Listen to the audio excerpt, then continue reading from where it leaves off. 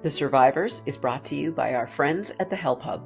This podcast mentions suicide, mental illness, grief, and loss, and may be triggering for some listeners. So please take care of your mental well-being by pausing or skipping any sections that feel uncomfortable to you.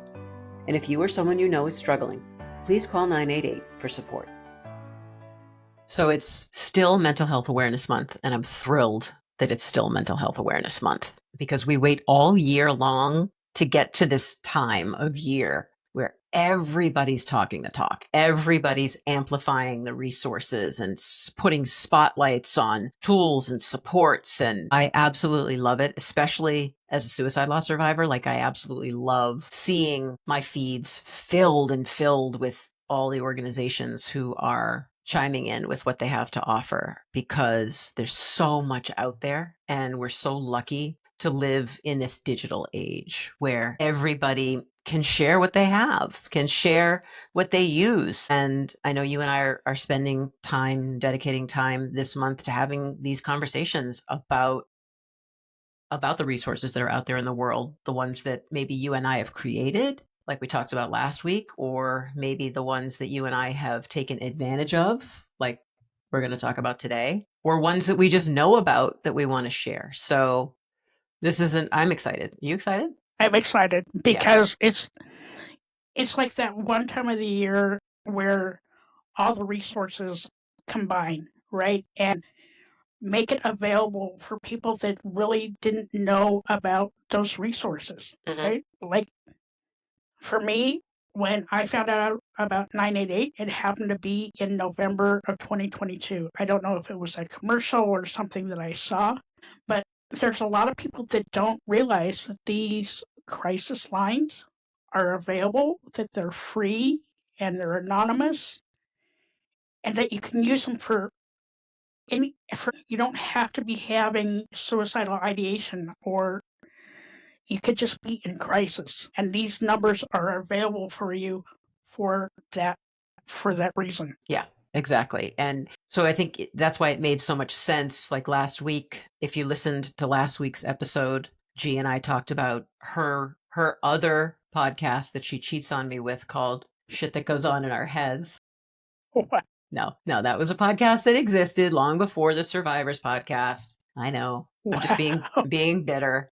Being bitter. It's so bitter. It's an incredible resource. And we talked about my platform, the HelpHUB. So it seemed like this week's natural conversation would be, for so many reasons, would be about the 988 Crisis Lifeline in particular, and other similar platforms, like, for instance, the Trevor Project, where I volunteer for the LGBTQ community, and the Crisis Text Line. So let's talk about the 988 Lifeline. Let's talk about the fact that people may not even know that it exists, like you said. There has always been an 800 number for many, many, many years. And the mental health community kind of banded together and decided, like, that's a lot of numbers that people need to remember when they're in the middle of a crisis. Why not create something similar to 911? Like, your house is getting broken into, or there's some kind of an accident, and you'll just know, call 911. Everybody understands it.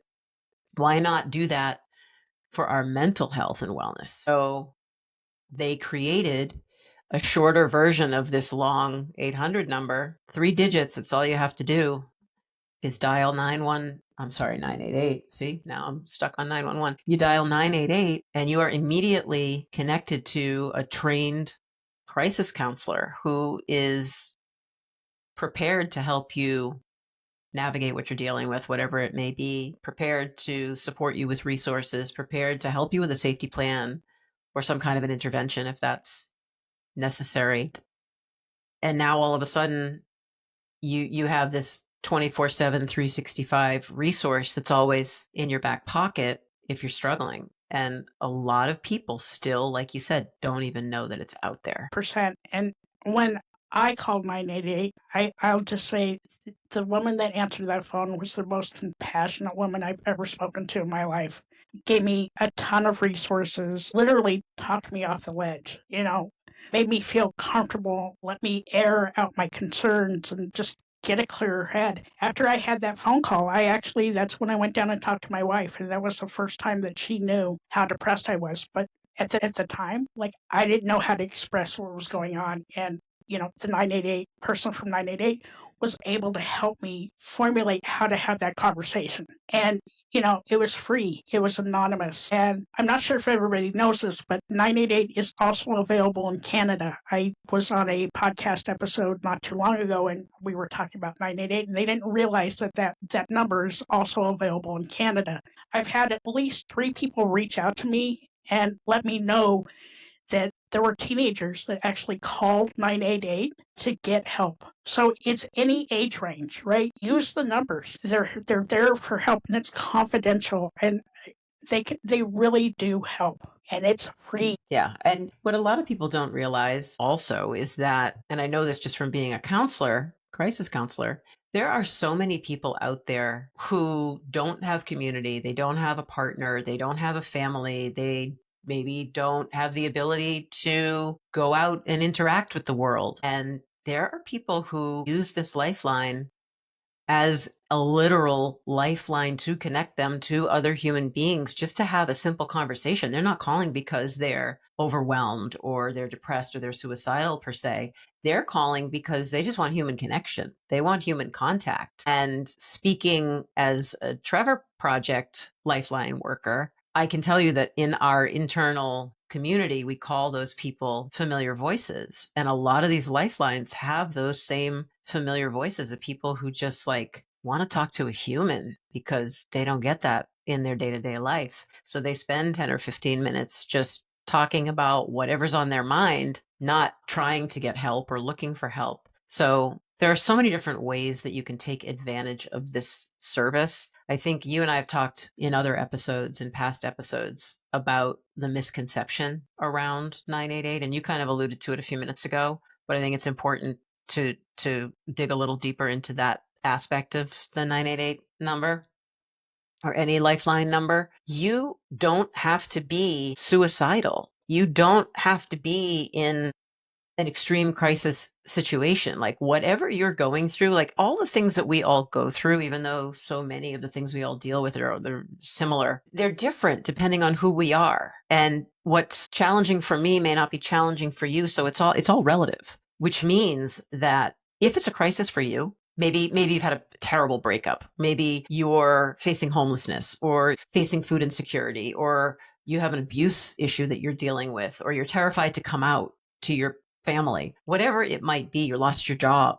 Those are all crises. Those are all issues that you've got to navigate, issues that affect your mental wellness. And it's what we're there for. So don't ever for a second, if you're listening to this, don't ever for a second think that you can't pick up the phone and call a lifeline because what you're dealing with is not worthy of a phone call. Like anybody with any kind of a crisis can call a lifeline or text a lifeline, and we'll be there on the other end to listen every single time. And just my own personal plea to the companies out there, you all have bulletin boards, you all have electronic bulletin boards. Put the crisis line numbers out there, because having that available to you while you're in the trenches working, things come up, right? And if you don't have it saved in your phone, at least have a place where they can look that information up at work so they have it available. That's my own personal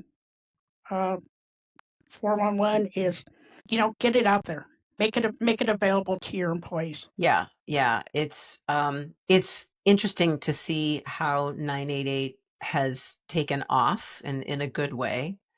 But it's also interesting just to learn how many people still are unaware that it's out there. And you said something, I wanted to touch on it. You said something about how in Canada, there's the 988 Crisis Lifeline. Almost every country in the world has their version of a 988 lifeline.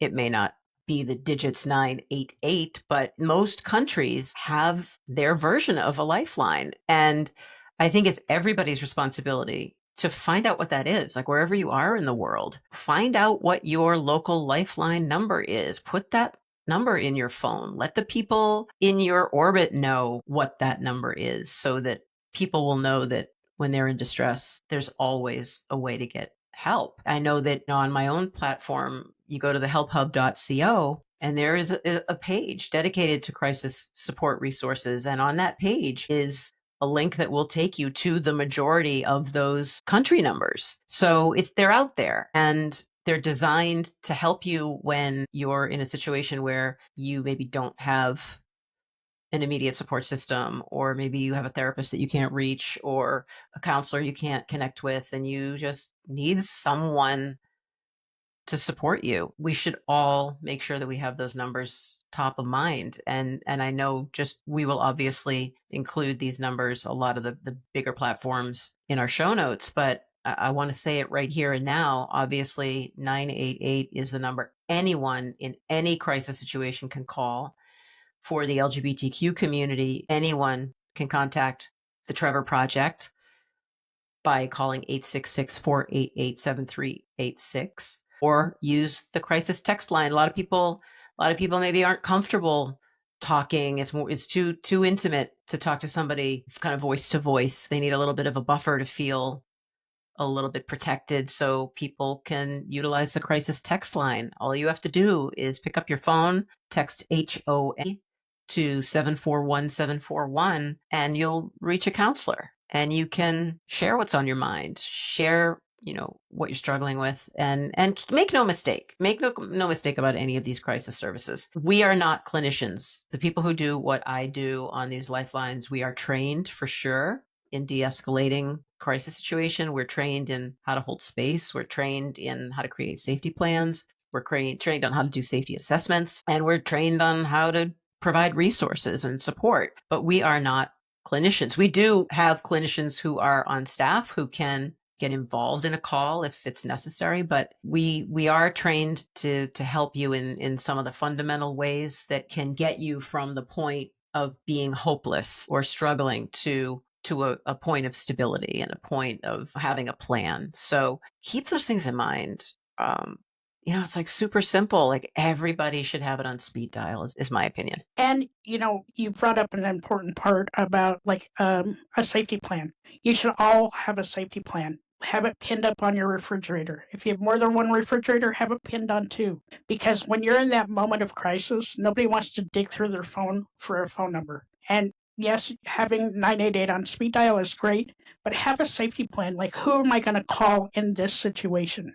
Make sure you have your emergency contacts on there. Make sure you have, maybe you need the pharmacy, things like that. But create a safety plan and have it handy, because it helps in the moment, right? For me, I need something tangible in my hand when I'm going through crisis. Having my safety plan helps me. We have all the emergency numbers written down. We have the things that we need at that moment. But, it's something that can evolve. And my own personal experience with 988, hands down, that lady saved my life that day. Literally saved my life. Calm, passionate, patient, let me get through my shit, gave me the resources I needed. And not 25 minutes after that phone call, I was on the phone making an appointment for therapy. I'm literally alive today because of that number. And I can't even fathom what would have happened if I hadn't had that number. So my plea to everyone is, please put that phone number in your phone, because you may not need it, but maybe you have a friend or a coworker or a loved one that does need that number.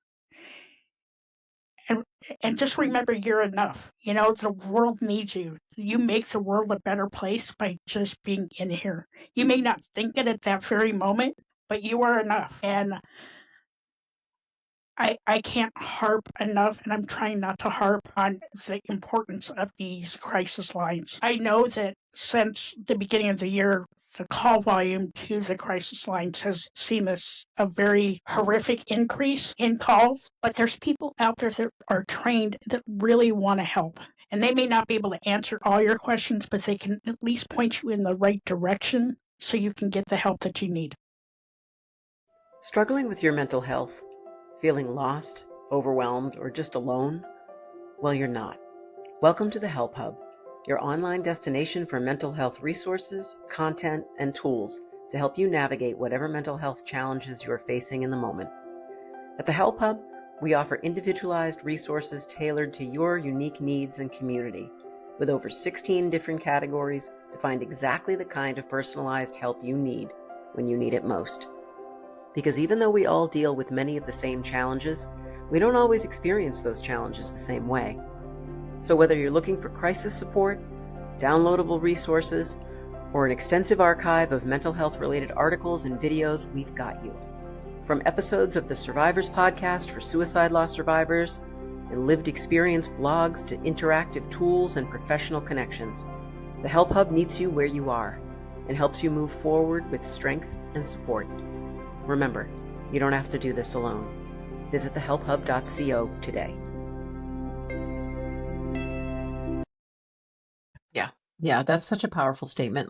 First of all, I'm just so grateful that you picked up the phone and you called in that moment. Selfishly, I'm grateful because you're here and we're doing beautiful things together, and you're one of the most important people now in my world. And, you talk about making an impact and you talk about adding value to the world. The value that you add to the world and to my world is immeasurable. And I'm just so grateful that you picked up the phone that day. And I think it's so important for people to get that perspective, like what you were going through and what you did and how you navigated that situation, and kind of like the after, like what happened after, what it did for you, how it de-escalated you, how it gave you some clarity, how it helped you to find the next step, which was to call your therapist and then to put a plan in place. I think also what might be useful for us to talk about is, what is it like? Like, you just spoke about it from the perspective of the person calling and what your experience was. The way I can speak to it, and this is the beauty of this podcast, because we're two different kinds of survivors with two different kinds of perspectives. And I'm also on Lifeline, so I also have that perspective. So I think it's important to let people know, like, here's what happens when you call a Lifeline. Here's what to expect, because a lot of people are terrified. You said you weren't sure. 100%. It was the first time you'd ever done that. You didn't know what you were getting into. You didn't know what you'd have to say or what you'd have to do. And that's unnerving. You're already dealing with all these heightened emotions, and you're already so emotionally fragile. So here's what happens. And I'm going to give you this scenario based on my experience as a Trevor Project crisis counselor. When someone calls, first and foremost, our job is not to solve your problem. Every single one of us wishes that was our job. It's not our job. It's not our job because at the end of the day, we all have to take responsibility for ourselves. We all have to make sure that we can navigate through our situations and find the help that we need. So we are there to support. We're there to validate. We're there to listen. One of the most important things that we do on the Crisis Lifelines, we hold space. We listen. We're going to let you know that you're not alone. We're going to let you know that you are absolutely valid, and your feelings are valid. Your experiences are valid. So what we're going to do when we start talking to you is try to create a rapport. We want to create a relationship. We want to create an environment where you feel seen and heard and supported and safe. So that's like priority number one for any one of us on a Lifeline. So even though I'm speaking from a Trevor Project Lifeline perspective, most of the Lifelines, I'm also a certified 988 crisis counselor. They all function in the same way. They're all very similar in terms of like approach and the things that we try to accomplish during a call. One of the things that we do next after we start building that rapport is a safety assessment. Now that's a really standard protocol on any Lifeline. Like whether you're calling because you had a terrible breakup or you lost your job or your dog died and you're grieving, like whatever it is, we need to know that you're safe. We need to know that you're not going to harm yourself or harm anybody else. So we're going to ask you some questions, and they're going to be some pretty blunt questions, because at the end of the day, you have contacted a suicide and crisis hotline. And so we need to make sure that you're safe. So we're going to ask you direct questions like, are you thinking of killing yourself? And those are the words we're going to use, because those are the words we have to use, because we need you to know that it's okay to be honest with us about whether you do or don't want to harm yourself. The next thing we're going to ask you is, have you done anything today or in the last several days to try and harm yourself? And we give you the opportunity to answer us, and kind of think of it like a decision tree. Like if you're looking for a visual, think of like You ask the question, the yes or no question, and depending on how the person answers, you go down one side. If it's a yes answer, you go down another side. If it's a no answer, depending on how someone answers, that dictates what the next round of questions are going to be. And if someone's on the phone with me and they say, yeah, actually, I am thinking of harming myself, and I did try to harm myself. Well, okay, what did you do? How did you try to harm yourself? What did you use? Do you have a plan in place? When are you planning on executing this plan? Like, is it today, tomorrow? Is it next month or next year? And we're evaluating, we're figuring out, we're kind of ranking where you're at depending on what you say. Like, if you say you want to harm yourself today, within 24 hours, well, that's considered imminent risk. So we're going to handle that pretty differently. If you're saying, well, next week, I'm going to do something next week. Okay, that's a different sense of urgency. That's a high risk. If you don't have a plan in place, you don't have the means in place, you haven't identified any of those things, well, we're going to consider that a low or a medium risk call. So the calls will be gauged appropriately. And then we're really going to start talking like, okay, what brought you to this point? Like, what happened? Because it's usually never one thing, right? It's like No shit. 8,000 things, and one of them just happens to kind of tip the scale. So we'll talk about that. And then we'll ask you, what's your support system look like? Who do you have to lean on? Like, when you feel the way that you're feeling, when you feel dysregulated like this, what do you do? Like, what have you done in the past that kind of calms you down or kind of shifts your energy? And we'll talk about those things, and we'll kind of pick out the important bits of those conversations as we try to put together a safety plan of like, okay, how do I keep you safe in this moment, number one? And how do I keep you safe after you hang up the phone with me? Maybe it's call your therapist. Maybe it's talk to your partner. Maybe it's talk to a parent. Maybe it's reach out and find a therapist. Maybe it's, a voluntary intervention where someone like knows that they're not going to be able to trust themselves. And maybe I help them feel confident reaching out to a doctor or admitting themselves to a hospital for evaluation to protect themselves. So there are all sorts of different outcomes that happen from a conversation like that. But the bottom line is, whatever reason you have for calling someone that's on a crisis lifeline, you're going to get supported. You are going to be validated. No one is going to be judging you. And to the best of our abilities, we're going to give you the help and support that we have within our means to make sure that you can get through this moment. And that's how it goes. And I can attest to that 1,000%.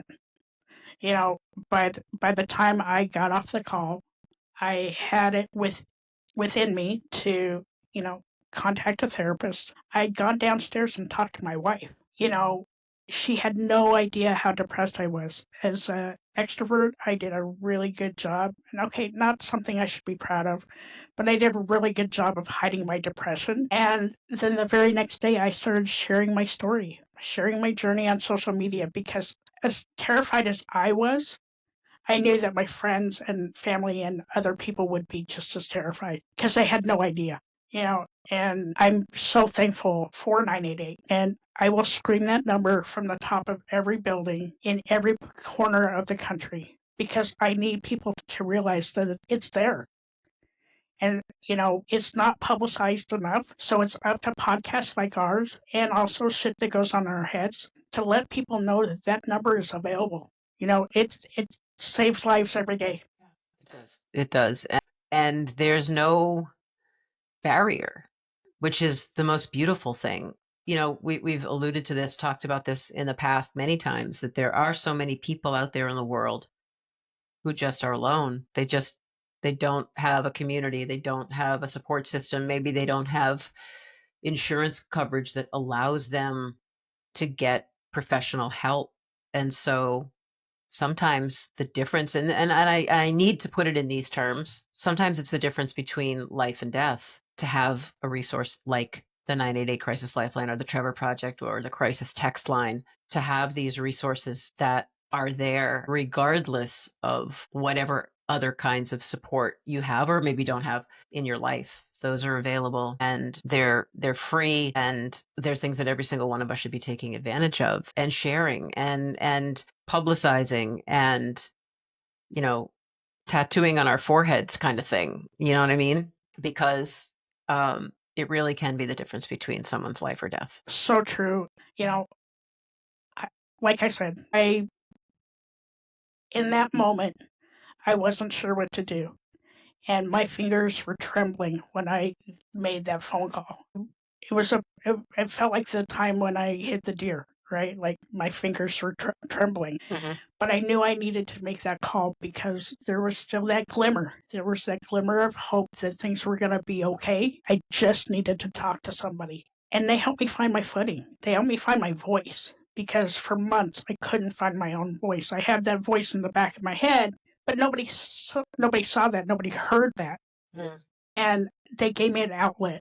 And that's exactly what I needed. I needed an outlet where I felt safe. And I've never felt more safe. Yeah. We're very lucky that this kind of a resource exists. And I think it's our collective responsibility. Anyone with a heartbeat, I don't care what community you're a part of. I don't care if you're part of the mental health community or not. Every one of us needs to be promoting that this resource exists, because that's how we ensure that people feel supported. Like, it's a scary, look, it's scary enough to deal with so many of the things that we all deal with silently. Like, you talk about being an extrovert and being in that grouping of people who is affected by mental illness and doesn't talk about it. Like, it's scary enough to be in that headspace, let alone trying to figure out how to reach out for help. This is a no-brainer. It's an absolute no-brainer. And I love the fact that this month, in the month of May, we get to hype it and promote it every time we get behind the mic. So that was our message. That's our message today. If you take nothing else away from this particular conversation, know that you are never alone. Sure, help is out there, and it's 3 digits away. It's just 988, and someone will always be there to help. Thank you so much, Lisa. This was such a great episode, and I'm looking forward to talking to you next week. I am too. I just don't know why you're calling me by my name. You never call me by my name. Okay, sugar. Okay, that feels better. All right. Okay. Thanks for joining us on The Survivors. Remember, no matter how tough things feel, you are enough, and the world needs you just the way you are. You're not alone in this journey. There's a community here, and every step forward counts. We're so grateful you took the time to listen, and we hope you'll take one day at a time. Just know there's always more light ahead. Thanks for being here, friends. Just remember, help is out there in so many different places. So if you or someone you know is struggling, please call 988, and a trained crisis counselor like me will be there to help. You can also find an inclusive and comprehensive directory of mental health resources, tools, and content at thehelphub.co. Just remember that help is always just a call or a click away. We'll catch you next week. In the meantime, keep surviving.